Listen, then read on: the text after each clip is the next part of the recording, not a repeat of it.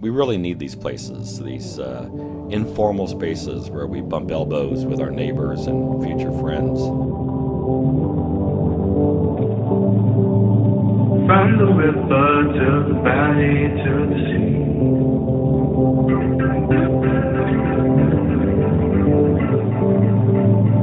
All the places, all the people that you can meet. Welcome to the Mississippi Valley Traveler Podcast. I'm Dean Klinkenberg, and I've been exploring the deep history and rich culture of the people and places along America's greatest river, the Mississippi, since 2007. Join me as I go deep into the characters and places along the river and occasionally wander into other stories from the Midwest and other rivers. Read the episode show notes and get more information on the Mississippi at MississippiValleyTraveler.com. Let's get going. Welcome to episode 27 of the Mississippi Valley Traveler Podcast. I've been on the road for a couple of weeks, so I'm recording this episode in my hotel room in Muscatine, Iowa. So hello from Muscatine. Being on the road lately has reminded me some about my favorite experiences with different places where I had a great time, where I had a chance to meet local folks and build some relationships. So in this episode, I'm going to share a few stories with you about those places and the people that I met and how those places helped me get to know the communities better. And of course, I will be naming some of the locations, some of the coffee shops and brew pubs and restaurants or wherever where I was hanging out and where I met folks. So you might want to get out your notepads and make a list of some of these places. I'm only including places that are still open. Unfortunately, some of my favorite spots closed over the years, but the ones I'm going to mention today are places that you can still go to today. So check those out. As usual, thanks to all of you who show some love through Patreon. If you want to join that community, go to patreon.com/Dean Klinkenberg and you can join there. Don't want to do that? You can still show me some love by buying me a coffee. Go to MississippiValleyTraveler.com/podcast where you can see the link to support my caffeine habit. And now, let's get on with the show.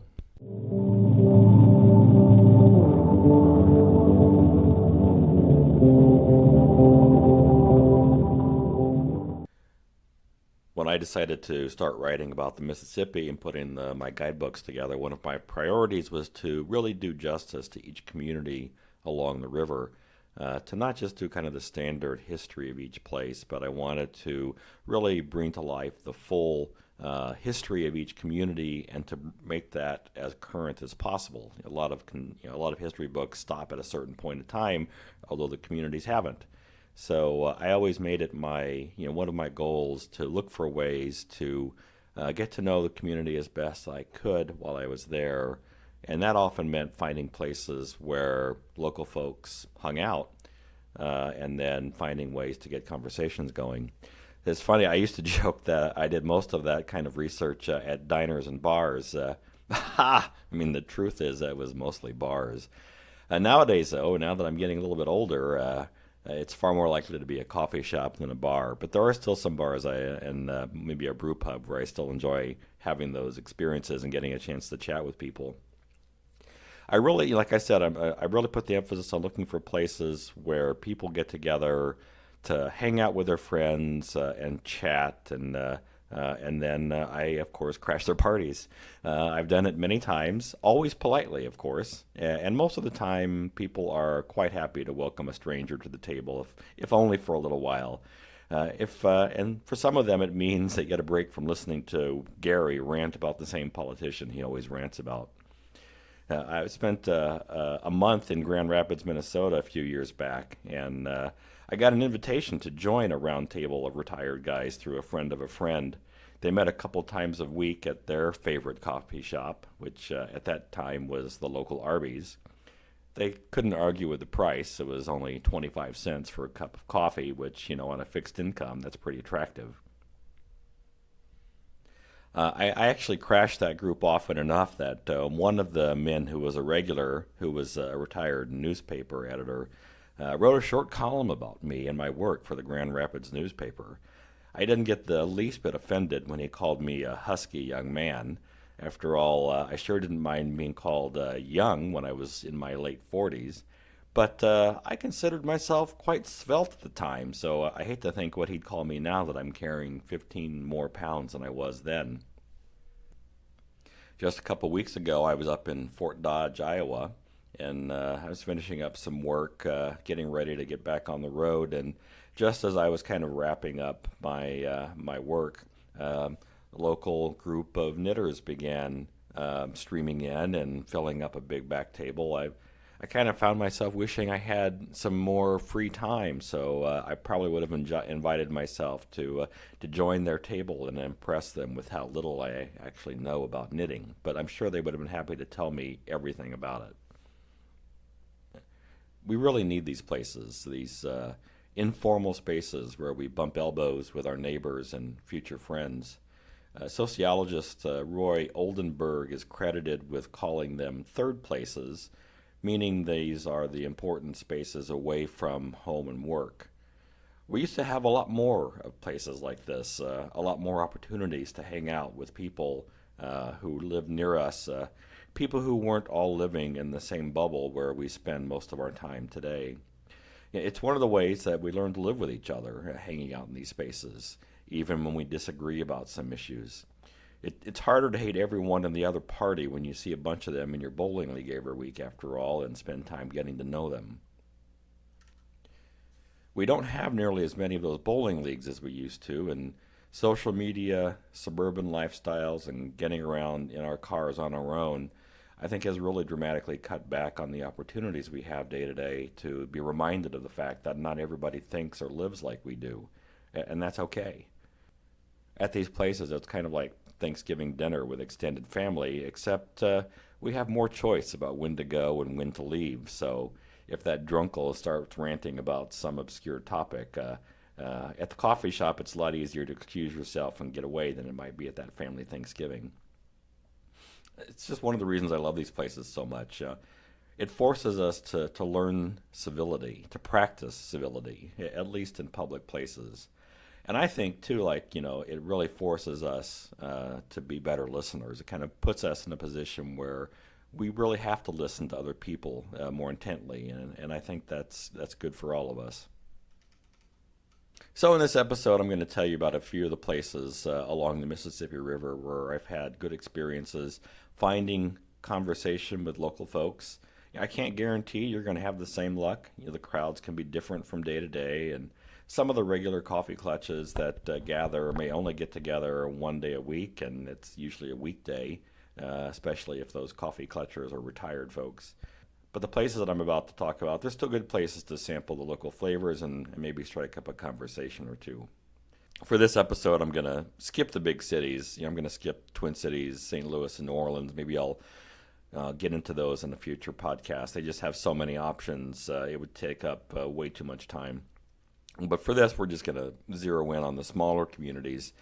I am making one exception. I am going to mention a couple spots in the Quad Cities that I really like, so I'm going to throw those into this episode. If I'd done this list 10 years ago, it would look pretty different. Unfortunately, some of my favorite places have since closed, but so it goes. In the restaurant industry, you're lucky to get several good years out of them. But there's always someplace new to check out. That's what's great about this. And the nice thing about the turnover, I suppose, is it forces us to get out and try new places and mix with a slightly different crowd, perhaps. Now, you may have had great experiences in some places that I'm not going to mention on this list, so I would love to hear about it. I'll tell you how to do that once we get through this. So get out your notepads and let's get going.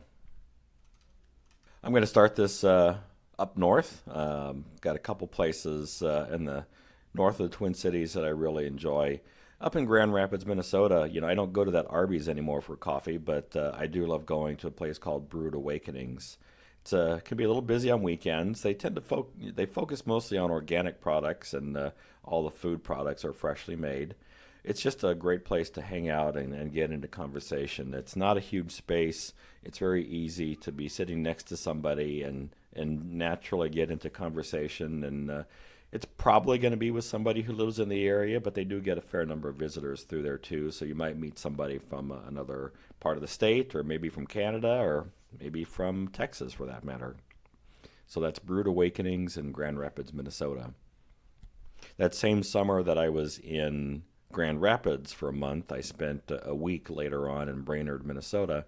And I was so happy that I found this little coffee shop downtown called Cocoa Moon. I got to know the owner quite a bit and a few of the employees. There were other people I got in conversations with occasionally, but I would say in Cocoa Moon it was mostly getting to know the owner and the employees. They have nice coffee and treats, and the layout of the place makes it easy to just kind of casually start a conversation with somebody. I find Brainerd sometimes a little difficult to find places to have those kinds of conversations. So I'm especially grateful to have found Cocoa Moon, and I've been back many times since then, and I think it still has the same spirit. One of the newer places I've been enjoying when I'm in the area, up in St. Cloud, Minnesota, is the Beaver Island Brewing Company. No coffee here. This is a different beverage. These are adult beverages. I got hooked right away when I walked in the door. I mean, they are kind of in a strip mall atmosphere, but once you step in the door, it's this very atmospheric craft brewery with a river and paddling theme. You got to be impressed with the canoes that are hanging around the place. It's named after a series of islands that are just kind of at the downriver end of the Mississippi at St. Cloud, a thick cluster of islands called the Beaver Islands, and they kind of run with that. It's it's usually been pretty busy when I've been there, not overwhelmingly so, but festive with a good local crowd, quite a few regulars from what I can tell, and a good cross spectrum of St. Cloud residents. I've gotten help a few times with folks just striking up a conversation to ask about this place or that place or what people enjoyed. That's also sometimes a nice way to start a conversation, is just asking for recommendations about where people like to eat. I was asking about favorite coffee shops one time, and you can do that while enjoying a nice IPA or stout. I know I've mentioned more than one time that La Crosse, Wisconsin is one of my favorite places along the Mississippi. And sometimes it's been hard to choose one location that I wanted to hang out there. But there is one place that stands out where I've had more good experiences and more luck meeting people than other places in La Crosse, and that's the Root Note, which is in downtown La Crosse. They were closed for a while during the pandemic, but that gave them a chance to do some renovations and spruce the place up and reopen. I've had a great time there. It skews a little bit young. I think they draw kind of some of the college crowd, some of the creative crowd, but that's certainly not the only demographic who enjoys the place. They tend to they have some nights when they host live music. They do some crepes. So it's a fun little place just for the food and the delicious coffee offerings. But when I've met some people there who've become lifelong friends. I was standing in line one evening and bumped into a woman who worked at a special collections library where I had just been earlier in that day, and we got to talking, and we've become good friends. So I don't know, like that was probably 8 years ago, maybe more, and we are still in touch. In fact, I just saw them a couple weeks ago when I was up in La Crosse. I think it's the kind of place where you can easily just kind of keep to yourself if that's what you wish. You can find a nice corner and do what you need to do, get your work done, or read something. But it's also set up in a way that it's easy to get those conversations going. Very laid back place. I enjoy it, and they do have different reasons that attract people. So the crowd changes throughout the day and throughout the week. Another one of the places that I've really enjoyed having a chance to go back to a few times is in a little town north of Dubuque in Balltown, Iowa, Brightbox Country Dining.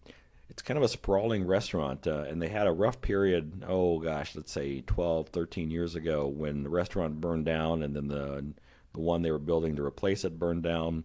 But they've been back and stable for a while, and it has a big dining room, so that area, if you just go and have a meal, which you should, and you should definitely save room for pie because that's really their specialty. but you're not going to really have any conversations when you get a table for dining. But there's an area up front around a bar again. There's a common theme here. There's always a bar, and that's a good place just to hang out and talk to people for a little bit. Again, because I'm often looking for local connections. I'm looking for tips on things to do. I was there once when I was asking about an old church just outside of town that I had heard was basically in the same had the same condition that it had when it was built. Basically, it hadn't been modernized. And I was just asking folks if they knew much about that or who took care of it or if there was a way to visit it. And within just a few minutes, I had the name of the person who was the contact for that church. So these are great places just to pop in and chat with folks. But I try to make sure my conversations aren't just about extracting information from people too. That can get very old. So if I have something I need specific help for, then of course I'm going to go in and I'm going to ask a few questions and all. But I find like these experiences are a lot more satisfying when I have the time to offer something in return as well. That might just be as simple as listening to them. So don't just go in and try to extract information and get out. Hey, Dean Klinkenberg here, interrupting myself. Just wanted to remind you that if you'd like to know more about the Mississippi River, check out my books. I write the Mississippi Valley Traveler guidebooks for people who want to get to know the river better. I also write the Frank Dodge Mystery Series set in places along the Mississippi. Read those books to find out how many different ways my protagonist Frank Dodge can get into trouble. My newest book, Mississippi River Mayhem, details some of the disasters and tragedies that happened along Old Man River. Find any of them wherever books are sold. There's a place in Dubuque I've become a big fan of, a coffee shop on the north end of town called Convivium. I think, they would probably say their emphasis is on community, and you certainly get that feel when you go visit the place. The inside is filled with these large tables that are obviously meant to be shared, and it's the kind of physical setting that makes it very easy to naturally get yourself in conversation with another people, which has happened to me a couple times when I've been there just hanging out. They do have, besides coffee, they have food too, so you can get a little breakfast or lunch while you're there. And they grow some of the ingredients in greenhouses nearby. So I've had a couple of informal chats, like I said, but there was also one morning when I was there when a woman who was running for political office happened to be stopping in for an event. So I hung around for just a few minutes to hear a little bit of her talking. She drew a nice crowd, a very enthusiastic crowd. So you never know what's going to happen when you pop into a place. And I would have been welcome to sit there and join that crowd. I needed to get out of town, but if you have time and you have the ability to hang out, just do it. That's one of the other principles of all this too. I found from traveling, whether it's along the Mississippi or anywhere else, is when you have that ability to just settle in and stick around for a while, you have a much better shot at getting into those conversations. And if you're limiting yourself to, like, say, half an hour, I've got to be out of there. And if you're in the same community for a few days, you find this one place like this where you can go back to, whether it's a coffee shop or a bar or whatever, but they will remember that you were there the day before. I get in the habit, I try to find a place like this, and I'll go there every day if I like it. I don't need to sample from every single place in an area.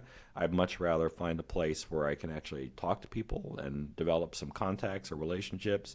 And the way that one of the tricks that I use in doing that is I find a place like a Convivium in Dubuque, and if I'm there for 4 days, then I'll go there every morning for 4 days. And I tell you, it almost every time it works. You start getting to know people and getting into conversations, because that second day you're practically a regular.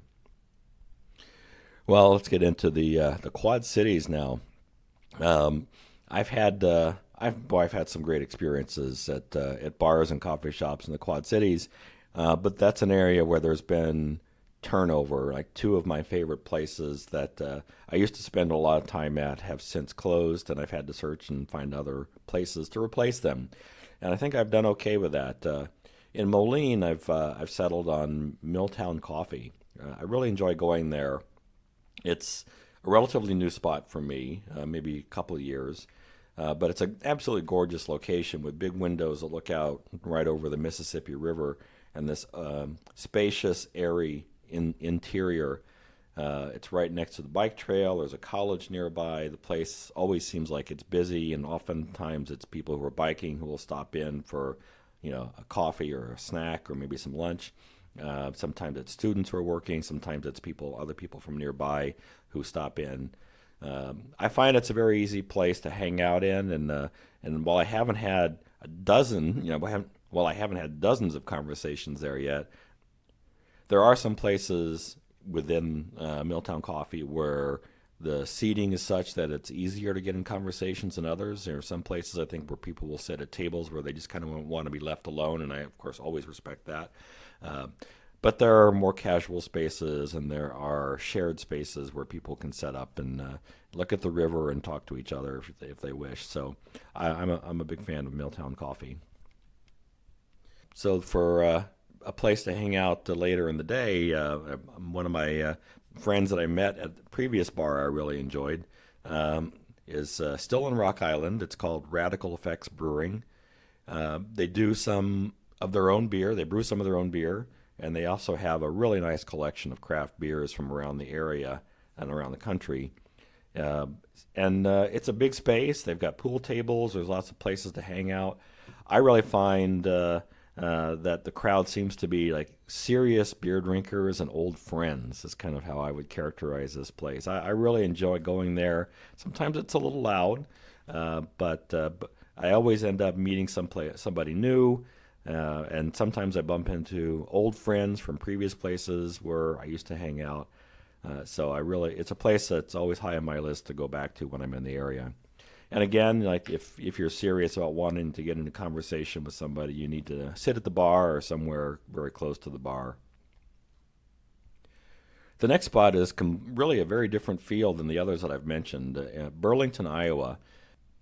So Martini's Grill is really more of a restaurant than the typical hangout spot that I would go to.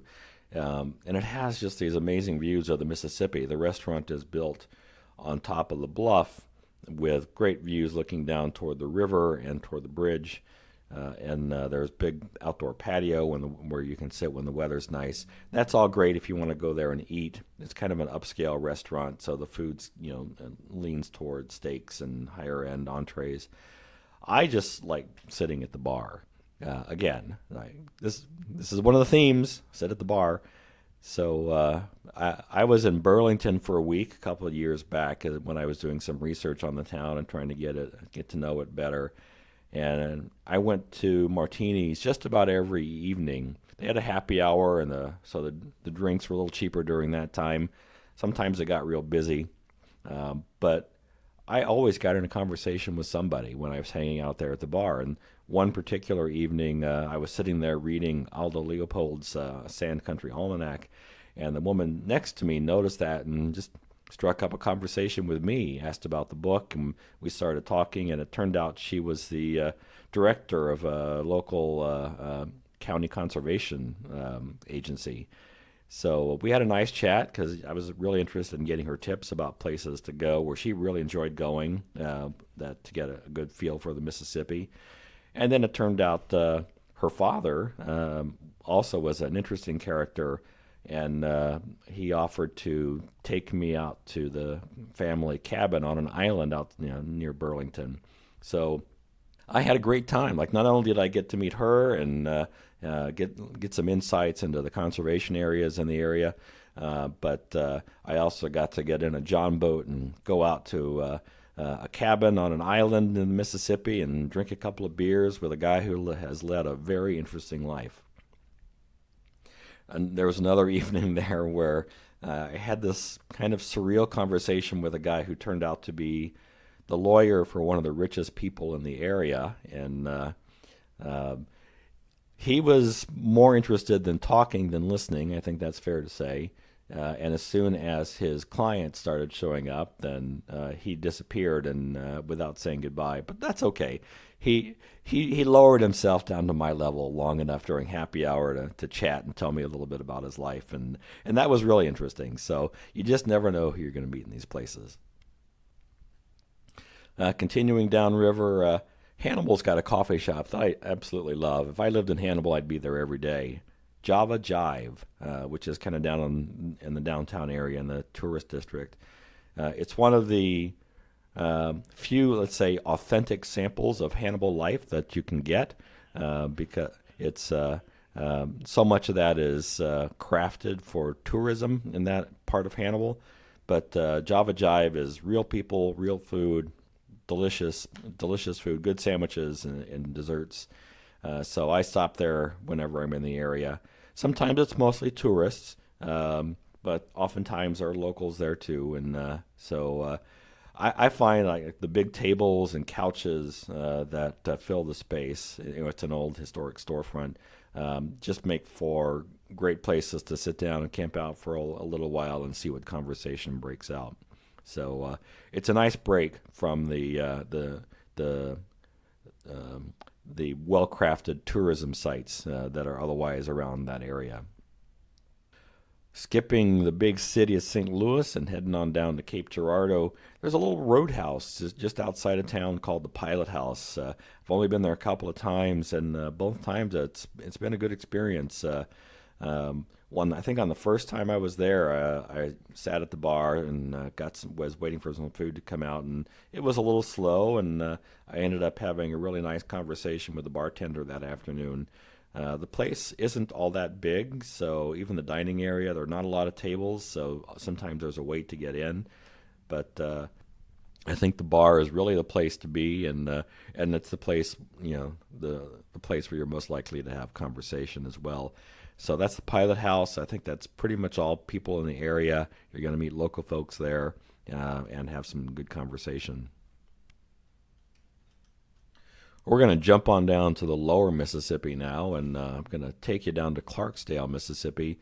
Meraki Roasting Company is quickly becoming one of my favorite spots when I'm down in Clarksdale.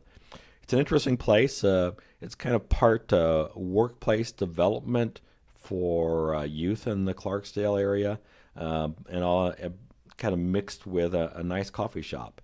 So it's a laid back place. I think from my sense is that it does attract some locals, but it also attracts people who are interested in paddling on the Mississippi. There's a guide and outfitting shop half a block away that draws a lot of people. So it's often, they'll often find other paddlers and other people interested in the Mississippi who are there in the Meraki Roasting Company.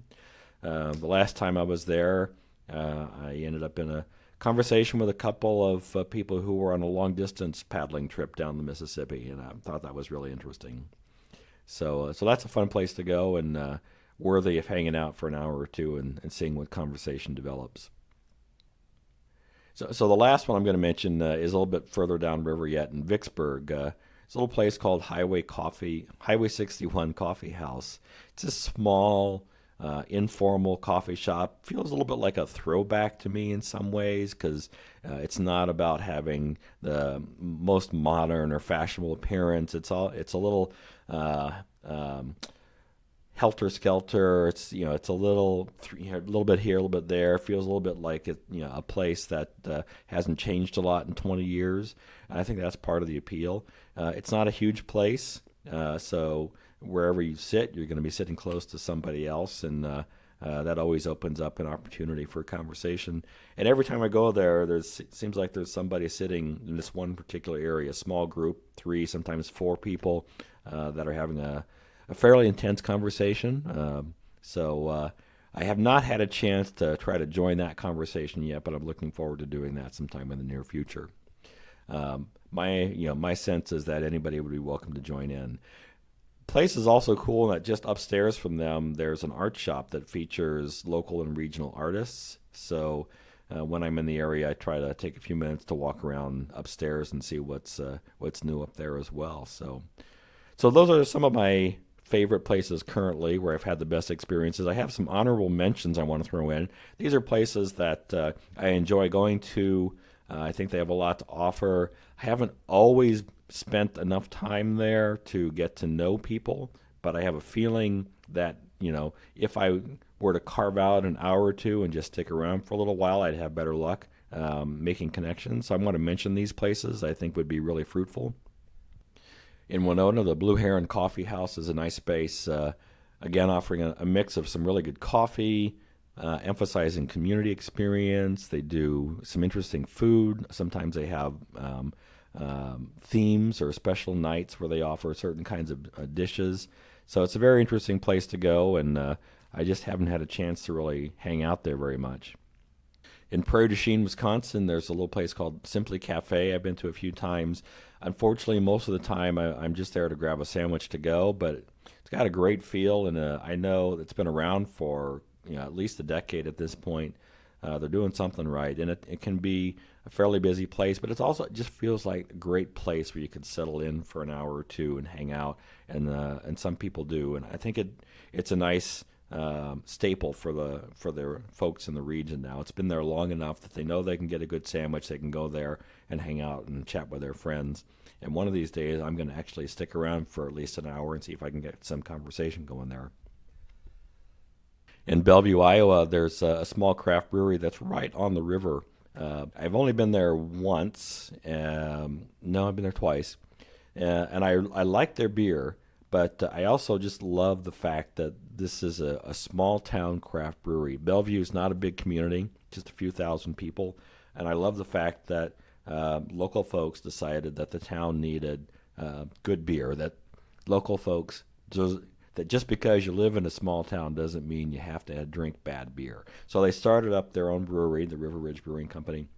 And they have a nice patio and a good space inside, and I look forward to hanging out there sometime and getting to know folks in Bellevue a little bit better too. And then the last one I'm going to mention is, for honorable mention, is in Natchez, Mississippi, the Natchez Coffee Company. It's housed in this absolutely gorgeous historic storefront in central Natchez. They've got a full service kitchen. Their food is really good, and it's as hearty as you would expect from a southern kitchen. Coffee is delicious. And then there are places in there, again, where some of it is set up more like a restaurant where you're sitting at a table and maybe it's not the easiest place to get conversations going. And then there are other spots where I think when I have more time, I'm just going to camp out there for a little while and see what turns up. But I think that's one of the places that I would like to spend a lot more time exploring. So that's what I've got. Let me know what some of your favorite spots are. I'm sure I have not covered yours, and I'd love to hear what that is. So just drop me a line and tell me about it. Go to MississippiValleyTraveler.com/contact and drop me a note about your favorite places to hang out and talk to people. Tell me your stories about being on the road and the folks that you've met hanging out in a coffee shop or at a bar. Preferably G-rated stories only, though. I will post a list of these places in the show notes, so if you weren't able to take notes, don't worry about it. Just go to MississippiValleyTraveler.com/podcast and look up this episode 27, and you'll find the show notes and a full list of these places there.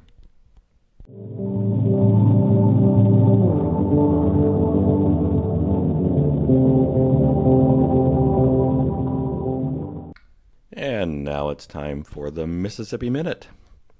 I just love those moments when some place surprises you. I've been on the road often enough. I've been to enough places that it's hard to impress me the first time I visit somewhere. But last year, the first time I went to Sherburne National Wildlife Refuge in Minnesota, I was really impressed. I was struck with how beautiful the place is, how much I got pulled into wanting to know more and go deeper into the refuge. It's about an hour north of Minneapolis, and the first time I went, I was assuming I'd be there for an hour or two most, and I ended up spending half a day and wished I could have stayed longer. And I just wanted to make sure that my first impression was right, so I was just back up there again a couple of weeks ago, and it still pulls me in. One of the things that I'm often skeptical of at refuges is when there's a wilderness drive, you usually don't really get to see all that much. Maybe you get to see some waterfalls or a pretty mountain or some nice views, but rarely do you see much wildlife. Well, at Sherburne, there's a 7 mile loop drive. It doesn't seem to be all that much when you look at it on a map and when you get started on it, but there's an area of wetlands about halfway through that is just alive with so many animals, and uh, it's a place I just had to pull over and stop, and I sat for about an hour just watching what was going on. There were trumpeter swans, cormorants, kingfisher, sandhill cranes. There beaver in that area. I just had a great time sitting there and watching it. I couldn't believe it was so easy to do. I didn't, I could watch from my car if I wanted to, but I got out and got a little closer at times as well. So, but that's not all there is to the refuge either. There's a really beautiful savanna area that's got some nice trails through it, and other wetlands with orchids. It's an easy place to get lost for half a day or more, and I look forward to going back again and again. Again, that's Sherburne National Wildlife Refuge, north of Minneapolis, east of St. Cloud. So get yourself there. Thanks for listening. If you enjoyed this episode, subscribe to the series on your favorite podcast app so you don't miss out on future episodes. I offer the podcast for free, but when you support the show with a few bucks through Patreon, you help keep the program going. Just go to patreon.com/Dean Klinkenberg. If you want to know more about the Mississippi River, check out my books. I write the Mississippi Valley Traveler guidebooks for people who want to get to know the Mississippi better. I also write the Frank Dodge Mystery Series that's set in places along the river. Find them wherever books are sold. The Mississippi Valley Traveler podcast is written and produced by me, Dean Klinkenberg. Original music by No Offense. See you next time.